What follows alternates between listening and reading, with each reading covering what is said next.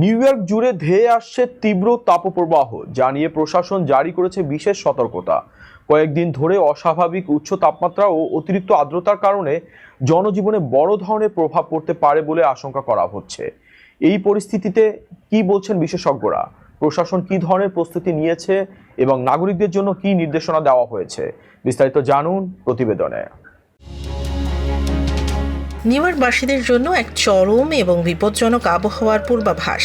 আগামী এক সপ্তাহ জুড়ে পুরো রাজ্য জুড়ে ধেয়ে আসছে এক প্রাণঘাতী ও তীব্র তাপদাহ। এই পরিস্থিতিকে পটেনশিয়ালি ডেডলি বা মারাত্মক ঝুঁকিপূর্ণ আখ্যা দিয়ে সাধারণ মানুষকে সতর্ক থাকার আহ্বান জানিয়েছেন নিউ ইয়র্কের গভর্নর ক্যাথি হোকুল।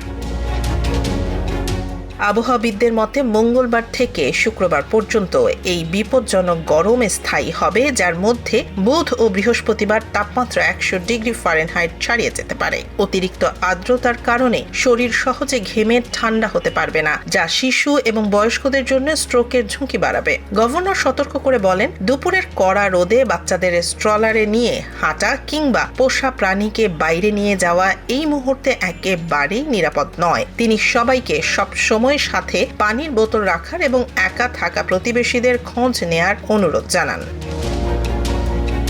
টানা গরমে বিদ্যুৎ গ্রিডের ওপর অতিরিক্ত চাপের আশঙ্কা থাকলেও পাওয়ার ডিস্ট্রিবিউশন কোম্পানিগুলোর সাথে কথা বলে গভর্নর আশ্বস্ত করেছেন যে পরিস্থিতি নিয়ন্ত্রণে থাকবে। তবে অপচয় রোধে দিনের বেলা ঘরে না থাকলে এসি বন্ধ রাখার পরামর্শ দেওয়া হয়েছে।